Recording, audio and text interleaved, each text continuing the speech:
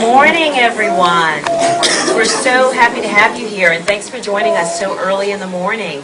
And welcome to Star Wars Experiences at Disney's Hollywood Studios. I'm Carol Monroe. We're thrilled to have you here. Welcome to Launch Bay. Your Launch Bay experience began just as you started to walk through the queue.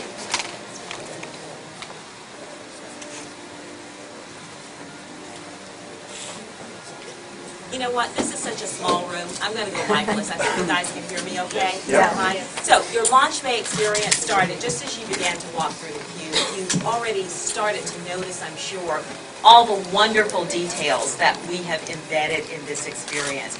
And for the next couple of hours, we're going to take you through all of our Star Wars experiences. You'll learn a lot about what we'll be sharing with our guests along the way. But first, I want to point out a couple of things. Let's notice the nearest exits. We are all about safety here, so please note that your exits are in the rear of the theater. Also, no videotaping is allowed in this particular part of the Launch Bay experience because it is about a movie, and videotaping and movies just don't go together. But we've got a lot going on this morning that I think you'll be really excited about, and I want to kick it off by introducing Phil Holmes, Vice President of Disney's Hollywood Studios, who's hosting us today. Phil? So, good morning also. I just wanted to welcome you. We're obviously very, very proud and very excited to be able to showcase this. Our cast and guests alike are probably equally as excited, I would tell you. And I think the experience as you go through it gives you a good flavor of just how wonderful of the experience I think this is going to kind of set. And clearly, it's just one part of the evolution as we continue down the path of truly bringing to life all the wonderful things our guests are coming to enjoy and expect as we talk about this wonderful experience of Star Wars. So enjoy, thank you for coming, and we'll start the film. Good morning. Is everybody awake now? Yep.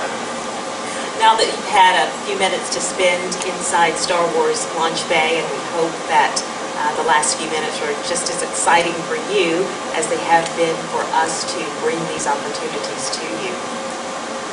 And if you missed anything this morning because of late arrivals, we want you to know that you can feel free to go back to Launch Bay, re-experience it, or step into it for the very first time. You've got all day. And as you know, our guests are now starting to arrive for the day. It will be a different opportunity and a different experience going in and seeing it from a guest's perspective with the whole Launch Bay area full of our guests. We wanted you to have that special time this morning just to yourselves so that you can soak in everything at your leisure. So we've got a lot more to cover today. We covered Launch Bay, but new Star Wars experiences as well as reimagined elements of popular Star Wars attractions all debuted this week, just ahead of the December 18th premiere of the movie that we've all been waiting for, Star Wars The Force Awakens. Launch Bay, later on you'll also experience Star Wars Path of the Jedi, which is a cinematic overview of the Star Wars saga. So anyone who's not familiar with Star Wars, after you experience that, you will be, and it's a fantastic film. We've also have cool new enhancements to Star Tours. If you've ever ridden Star Tours, it's one of my favorite attractions, but Star Tours, the adventures continue. Updated and reflecting new scenes from the movie. You've probably seen the First Order stormtroopers patrolling the area this morning. More opportunities to have close-up interactions with our stormtroopers. And then, of course, Star Wars inspired food and beverage that we'll be sharing with you later this morning as well. So a full morning of activities.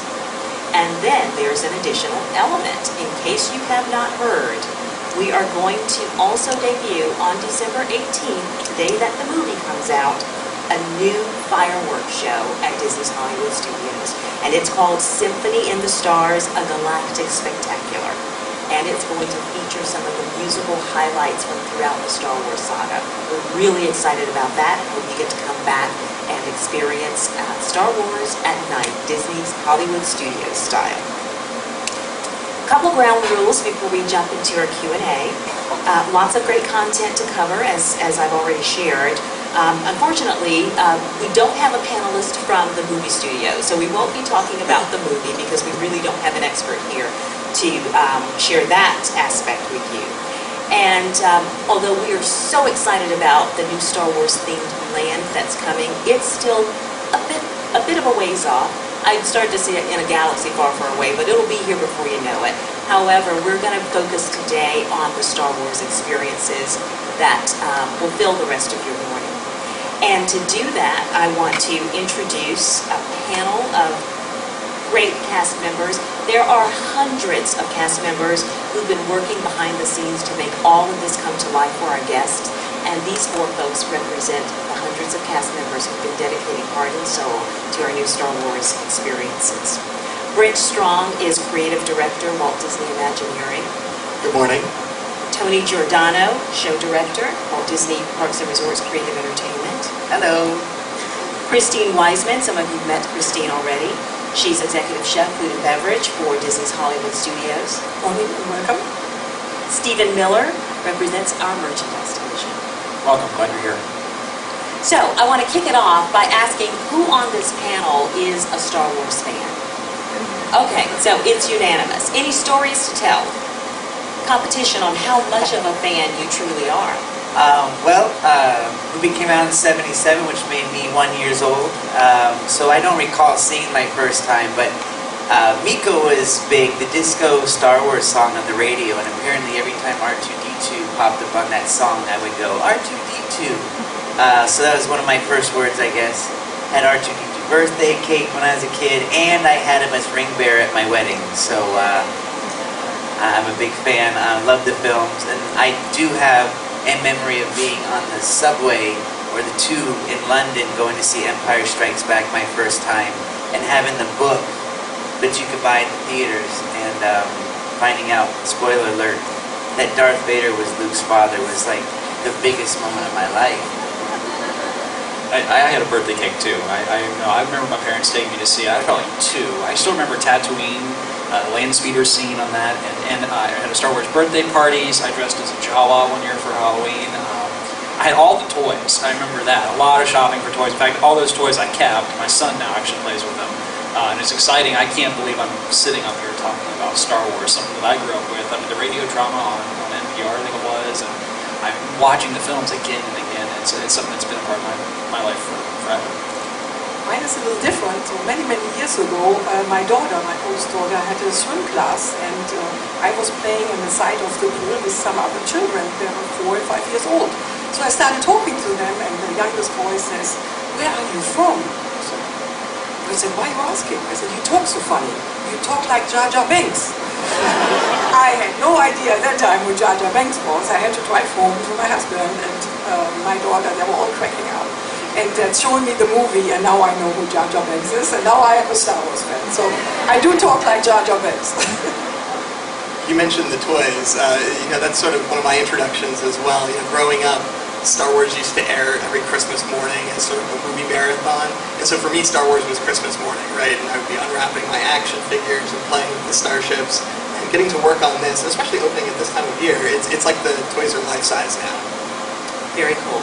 So we're going to spend a few minutes chatting with these guys, and then I'm going to open it up to the floor for you guys to ask questions as well. And afterward, stay seated because we've got the fantastic Path of the Jedi film that will be shown here. So lots more to happen in the next few minutes. So Brent, I'm going to kick it off with you. First of all, I actually have a question about your title. Creative Director, Walt Disney Imagineering. What does that mean? Absolutely. So as a creative director at Walt Disney Imagineering, one of the things that we do is see the vision through from day one through opening day. So I got to be a part of the amazing team of Imagineers who sort of concepted and brainstormed what are all the different ways that our fans might want to celebrate Star Wars here in the park, and sort of creating that overall menu of experiences that you guys are all getting to sample today, and then going all the way through partnering with Lucasfilm, so working with all the different divisions like Disney Interactive to bring these experiences to life. And then my favorite part is actually opening it up to guests and letting everybody see these brand new experiences. Our media guests have had a chance to experience Launch Bay. What do you want the guests who are going to be experiencing it every day from now on to get out of it? to me, Star Wars Launch Bay is all about finding your inner fan, finding that little corner of the Star Wars galaxy that you love, and whether it's the TV shows, or the movies, the behind-the-scenes stories, the characters, the starships, the video games, we have a little bit of something for everybody, and I think that, even if you haven't been a Star Wars fan before, this is sort of the perfect place to find your fandom, and if you are a Star Wars fan, this is sort of that nexus where you can all come together and celebrate year-round. So Tony, for you, later this morning we're going to join guests who will be experiencing, some will actually get to participate in Jedi Training Trials of the Temple, and that's one of the cool things I like about it, because you actually get to have a chance to get on stage and see kids become Jedis before our very eyes. How has the show changed and evolved? What are we going to see that's new? Well, first of all, it's a brand new set, brand new location. It's a beautiful vision of a hidden Jedi, ancient Jedi temple. And like you said, kids get to be a Jedi, and they're going to face their fears. And one thing that I really love about this show is it's cool to have a lightsaber and fight these villains, but the idea that you are facing your fear and standing up to your fear is amazing to me, because out of all the shows in the parks, there's some moments where guests get to interact, but the kids are the heroes of the show. And because of the new show in the Jedi Temple, anything can come out of that temple. So we have Darth Vader, we have the Seventh Sister from Star Wars Rebels on Disney XD. And we also have a surprise villain at the end. I don't want to spoil it for you all, but it's just amazing that we can take all this stuff and, like you said, make it real, and then say, hey, kids, participate and conquer your fears as well as these iconic villains. So very proud to be a part of it, and I can't wait for you all to see the new rendition of the show. And Christine, your storytelling involves everything from caviar to cupcakes, but in this instance, you got to play with Star Wars. Tell us about how Star Wars inspired these delectable treats and eats that we'll possibly experience later this morning. Yes, we have the fun stuff in food and beverage. Of course, we were able to create all these galactic food offerings inspired by the dark and the light side. So the opportunity to create some new menu offerings with the team was incredible. So we had some of you saw already some of our new cupcakes this morning, right? So the Darth Vader cupcake, the peanut butter and chocolate one is our classic and our guest favorites. We created some new ones, buttercream and lemon, the droid cupcake, and also our kasha, which our Chewbacca cupcake with German chocolate cake and coconut. And when you go later on to Backlot, we also created a Royal Guard burger, which is a pumpernickel bun. And on the pumpernickel bun is a burger topped with barbecue brisket, and then with tomatoes and lettuce and some pepper jack cheese. Very delicious. And we also have our guest favorites again, the Darth Vader waffles and chicken with maple syrup. And yeah, it's funny, but it's really delicious because you have the sweet and the barbecue sauce. And that's really nice. We also have a panna cotta, blue milk panna cotta over there. And you can, we mentioned a little bit before, online now you can book as of January 5th our Galactic Dessert Party, starting January 5th. Fantastic. And thank you, Christine. I think I've just gained about 10 pounds listening to that. Good. I hope you all try it later on because it's all delicious. Wow. And by the way, I love the way you say Chewbacca. Thank you. So, Stephen, now to you. You talked about playing with Star Wars toys as a kid, and you have got the dream job at Disney. My goodness. So, we've experienced Launch Bay this morning. Are there any items that are unique to Launch Bay or exclusive to Launch Bay, shall I say? There are. I'm part of the Disney theme park merchandise division. My job, I get to play with all the toys, like you said, and it's great. We have some very talented individuals who love Star Wars as much as I do, and have created some really cool things. There's some really awesome items in Star Wars Launch Bay. I can think of some really great collectibles. I think of the Medal of Yavin. That's the medal that Princess Leia awards to Luke Skywalker and Han Solo at the very end of the first film. And that's a replica medal that we have there. There's light-up umbrellas that look like lightsabers that are very unique, lightsaber lamps. You can even design your own retail magic bands that are Star Wars themed, as well as D-Tech on demand for select phone cases too. But that's just some of the items we developed. Then there's other things that you can take home with you, whether it be very unique costumes, like Darth Vader's costume, a stormtrooper, some really awesome artwork that is just gorgeous. And then there's also autographed items, the BB-8 Sphero remote control droid, that's also there as well. So again, you can really immerse yourself in that Star Wars saga, whether or not you're a casual fan or somebody who really, really loves it like I do. And if you're not a guest at the park, and many of us are probably thinking about shopping lists and favorite Star Wars fans, how can they access these gifts, or how can we even at home access them to make it easier on our shopping list? Well, using technology this is exciting. We've launched the Shop Disney Parks mobile app, and you can download that at disneyworld.com/shop. It's a free app, and we do have several items that were created for Disney Parks you can find on that app. I can think of like the Star Wars Force Push playset. You talk about being a Jedi. You can have the Force glove, and you channel the Force, let it flow through you. And if you concentrate, you can actually push, and the First Order Stormtrooper and the TIE Fighter explode. It is the neatest thing. The little kid in me just screams every time I do that. But you can find those things via the Shop Disney Parks mobile app. Nice part, we're offering free shipping through January 2nd, so you can have it shipped right to your home. For those guests that maybe aren't visiting Disney's Hollywood Studios right away. Thank you, Stephen. I'm all about efficient shopping for the holidays. So, Tony, I want to turn it to you. We talked about the fact that we are going to be launching a new fireworks show later this month on the same day that the movie premieres. So tell us a little about Symphony and the Stars. What can we expect?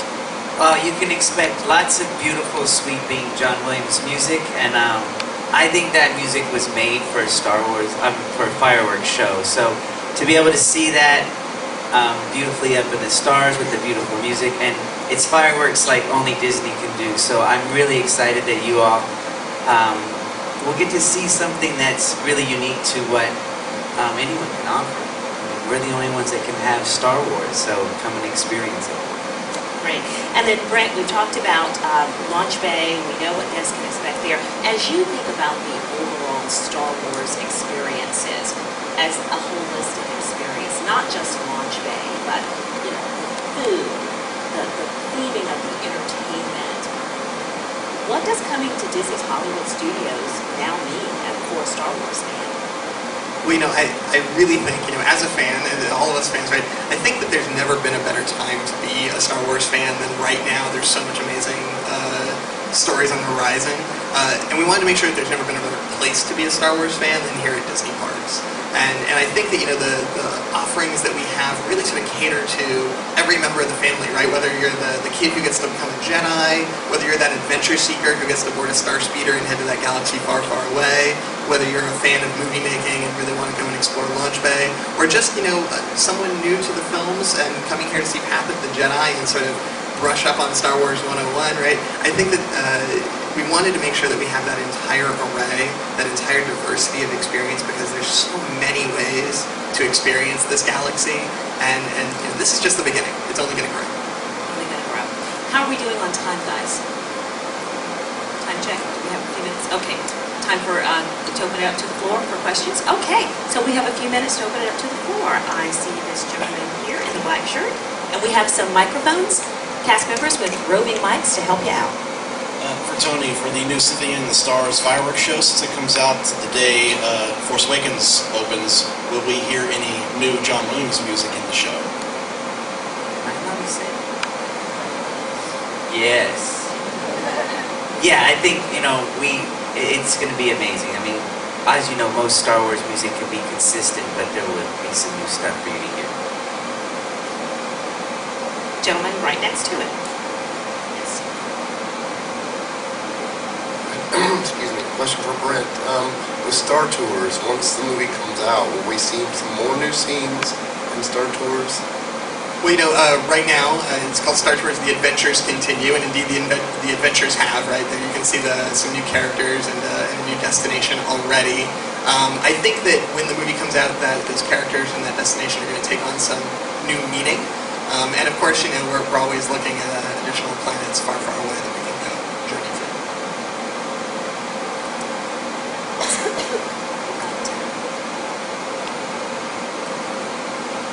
Hi, my question is about the Jedi Training.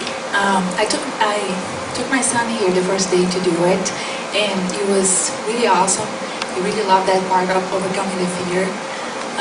He's 7, so later that day it was funny because we had to do something that he was afraid of, like go to a thing that was high, and he was like, oh, I'm, overcoming my fears. But my question is, when adults will be able to do the Jedi training? I get that question all the time.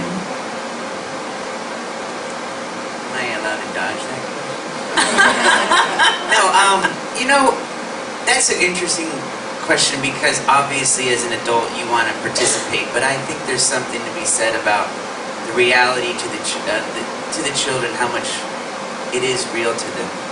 And I think that there are going to be other experiences for adults that they will enjoy just the same, but still keep that experience for the children kind of sacred, because that's really Darth Vader, and it's, well, to me it is too, obviously, but just... And it's one of those things that it was purposefully designed for children, and that is something that we did for a reason, because you get a couple of layers of storytelling in it as a result. Parents love standing back and watching their children or their nieces or nephews or friends have that experience, as Tony said, because it's so real to them, and that just makes it all the cooler. So that experience was designed for children, and we love it, and our guests love it, and Carol, you can have them come find me at the Force Push playset. You'll feel There we like a go. Jedi. There we Seriously, go. every time I do this There we all go. day, and Yeah. it's like the most amazing thing. And I think one of the really exciting things about Star Wars Launch Bay is that adults finally can get up close and personal with Darth Vader and can meet Chewbacca and can experience these characters closer than ever before. We used to only be able to do that during Star Wars weekends, and now year-round you can come and you can meet these characters.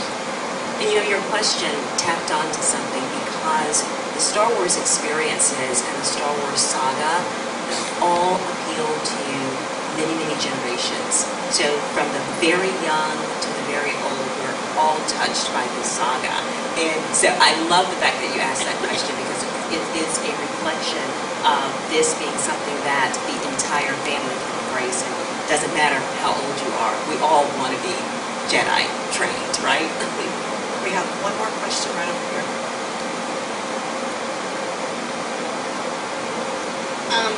I'm Indigo from a Disney vlog, and my question to you is, how did you get Darth Vader at the launch bay to really talk? Well, Darth Vader has always been incredibly vocal, right? I've seen him in the movies, and he's always had a lot to say.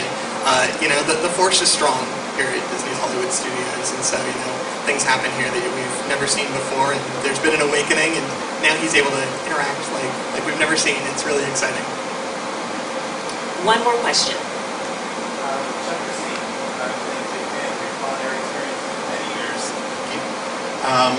Taking on the challenge of coming up with Star Wars themed culinary experiences, how does that enhance, in your mind, the overall offerings that guests can have here at Walt Disney World and in Orlando in general, from a culinary perspective?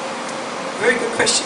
I think, first of all, they challenge us as culinaries to not only come up with a good flavor profile in the food offerings, but also link it back to the movie, and that's where my partnership comes in. Sometimes I'm not there yet 100%. I'm not sure if you remember, for example, the hummus from the Rebel Hangar Lounge, which looked a little bit like Darth Maul. So that was a hummus which we topped with piquillo pepper, and then with a stencil we put the face of Darth Maul on there. But that wasn't good enough. We had to make sure we look at how does Maul look really, and we have bugles. So we finished it with bugles, so representing the horns. And taking that as an example, creating menu offerings that are linked to the movie and taste good, which is very important to me. So I think that's fun part and a great question, because that's where our creativity as chefs comes out. And thank you for the partnership with the team all the time. Thank you all. We want